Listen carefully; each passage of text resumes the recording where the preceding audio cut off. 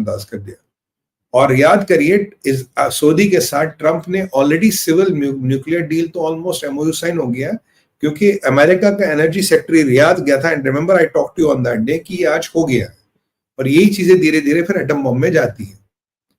और अभी अमेरिका को ये चिंता कि जो पाकिस्तान के साथ इन्होंने एग्रीमेंट किया, क्या उसमें न्यूक्लियर एक्सेस है? 100% है। क्या न्यूक्लियर टेक है?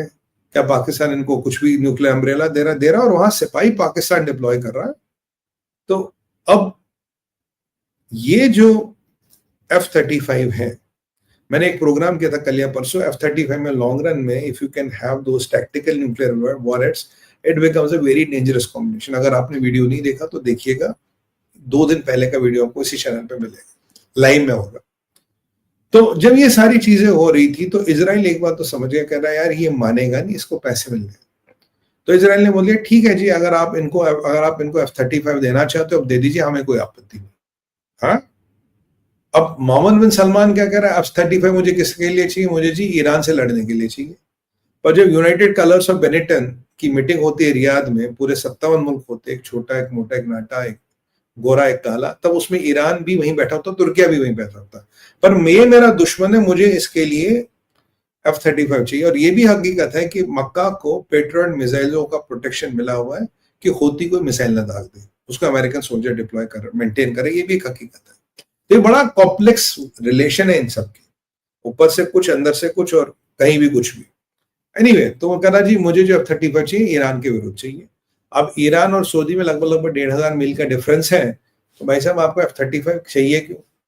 कह जी ईरान कल को हमला ना कर दे, मुझे चाहिए। ठीक है, अब चाहिए किस लिए उसको चाहिए बेसिकली इजराइल के अगेंस्ट। समस्या ये है, अगर F-35 उड़ता है बाय द टाइम ये इजराइल पहुंचता है, couple of minutes before it reaches Israel, and it is one of the very good machines, उसमें डाउट नहीं है। तो इजराइल को इसको लेके उन्होंने ट्रंप को बोला, ट्रंप ने अनसुना कर लिया। तो इजराइल ने एक चाल जल्दी बोला ठीक है जनाब आप F-35 इनको भेज दो, पर एक शर्त है हमारी। कहना क्या? कहना सऊदियों को बोलो हमसे पहले रिलेशन नॉर्मलाइज कर ले, have full diplomatic relations with us, sign Abrahamic accords, और अमेरिका गारंटी देगी कि ये F-35 कभी भी इजराइल के अगेंस्ट यूज नहीं होगा। ये गारंटी में अमेरिका से चाहिए। क्यों? अगर अमेरिका ने गारंटी नहीं दी फिर तो हम कर ही लेंगे जो हमें करना है। अब अमेरिका फंस गया कैच-22 सिचुएशन में।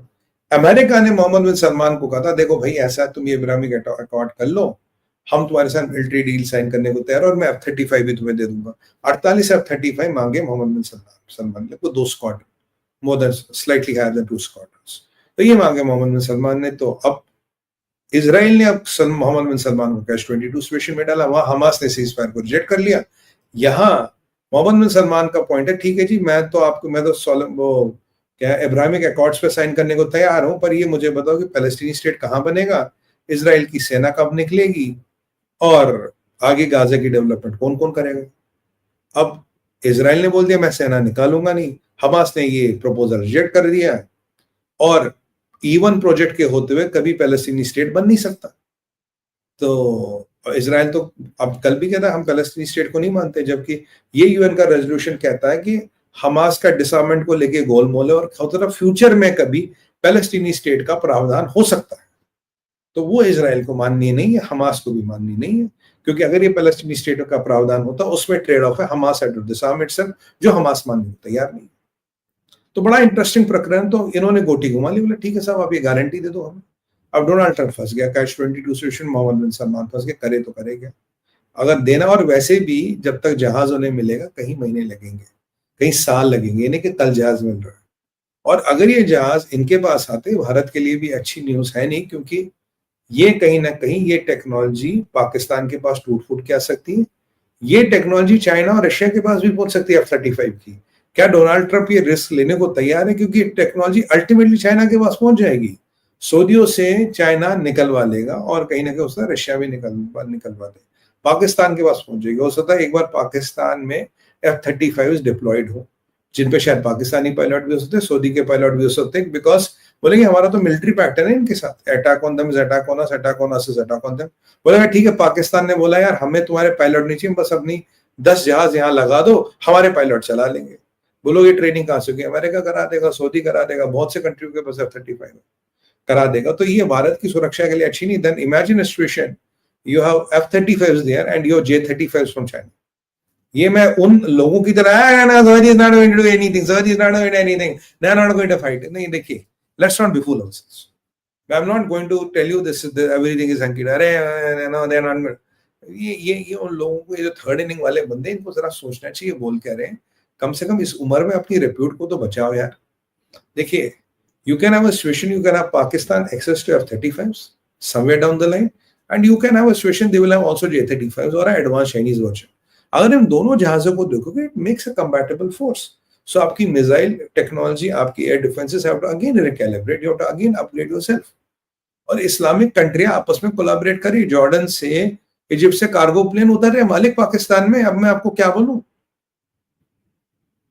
तो इजराइल ने पेज तो फंसाया है, और उसने फिर ये भी बोला कि हाँ, ट्रंप की लीडरशिप है, मैं पूरा भरोसा है, जा बेटा कल्लू मामा सुलटा ये मसला। अब ट्रंप इन कैश 20 सिचुएशन क्या करें? और ट्रंप भी बड़ा बदमाश है अमेरिकन। देखो, अगर मोहम्मद बिन सलमान को लगता है ट्रंप फुद्दू है, ट्रंप भी फुद्दू नहीं है। अब उसने क्या बोला, मोहम्मद बिन सलमान कहता साहब मैं पैसे तो लगा दूंगा गाजा में, और पैसे लगाने के आपकी कंपनियों को ठेके देने, you want to make few $100 billion out of it, कोई बात नहीं हम दे देंगे, पर सीरिया में हमें कॉन्ट्रैक्ट दो बनाने का, और गाजा में जो राइट्स वाइट्स होंगे हमारे। ट्रम्प कह रहा कोई बात नहीं दे देंगे। कह रहा पर थोड़ी सी समस्या है। कह रहा क्या समस्या है भाई साहब? अब आपको राइट वाइट दे दी तब समस्या का? कहता हमारी समस्या ये है ट्रम्प साहब कि हमारी को मिलिट्री गारंटी में क्या दोगे? ये कतर वाली डील हमारे साथ भी कर लो।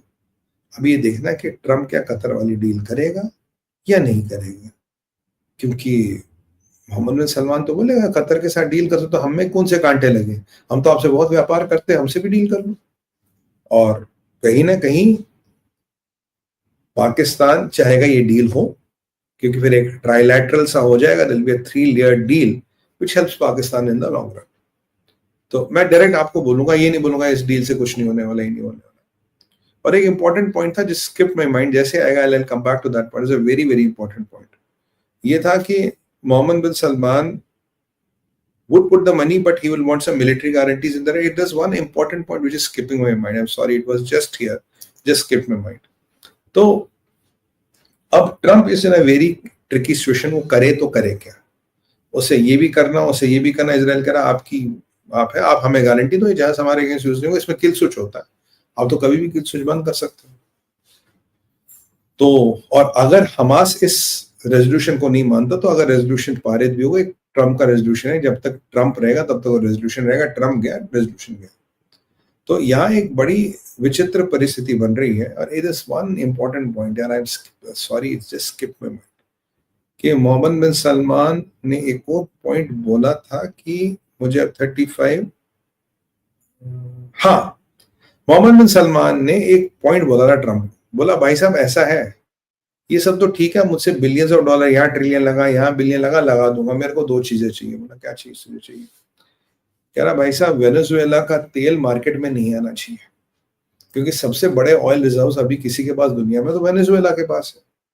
और ईरान का तेल मार्केट में नहीं आना चाहिए। अब आप बोलोगे सुमित भाई ईरान के पास तो 3% तेल है, उससे क्या फर्क पड़ेगा? ईरान का तेल ईरान की इकोनॉमी को बचाता है, बनाता है। Iran is in a worst drought, और 5% से 11% पानी बचा वहां पे।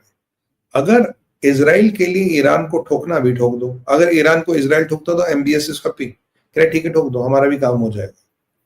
बट अगर ईरान का तेल बिका तो वो जिंदा कर लेंगे, they will make a nuclear weapon और दे विल डू समथिंग। और Iran frankly is the only country who has messed around with Israel on the name of Islam, बाकी किसी की औकात ही नहीं। तो यहाँ एक एंगल है। अब ट्रंप ने कल क्या बोल दिया, वो जो डॉक्यूमेंट 500% टेरिफ वाला बन रहा, मैंने उनको बोला भाई उसमें ईरान भी डाल दो। वो मोहम्मद बिन सलमान के लिए स्वीटनर था। बेटा ये स्वीटनर है, आप जानते हैं अमेरिका के पास कैरेट और स्टिक की पॉलिसी होती है। और आज सुबह जब मोहम्मद बिन सलमान अमेरिका उतरा तो ट्रंप ने एक और स्टेटमेंट मार दिया, बोलते हम सोच रहे हैं वेनेजुएला से बातचीत कर दे, युद्ध का रास्ता ठीक नहीं। अब तक वेनेजुएला को तोड़ना है, फोड़ना, हमने एयरक्राफ्ट कैरियर भेजे, सब ये मोहम्मद बिन सलमान का डंडा है कि बेटा ईरान का नाम डालेंगे तो तेरा काम हो जाएगा, बट अगर ज्यादा चूचवाड़ करेगा तो वेनेजुएला से बातचीत कर लेंगे। वेनेजुएला से बात होगी तो बोला भाई ठीक है, वेनेजुएला का तेल ओपन मार्केट में आएगा, दैट इज डेटनेल टू मोहम्मद बिन सलमान, क्योंकि उसका मार्केट शेयर सब्सटेंशियली रशिया खा गया। अगर यहाँ से वेनेजुएला आ गया तो इस इस्लामिक ब्लॉक का एनर्जी मार्केट पे ओवरऑल कंट्रोल हट जाता है काफी हद तक। तो ट्रम्प कैन डू दैट। पर इराक ने ऑलरेडी एक पेज डाल दिया। इराक कहता जी अब यहाँ आईसिस वाइसिस तो नहीं है, अमेरिकन बेसों की क्या जरूरत है, बेस हटाओ यहाँ से। तो ये बड़ा कॉम्प्लेक्स है साहब। And you know how if you look at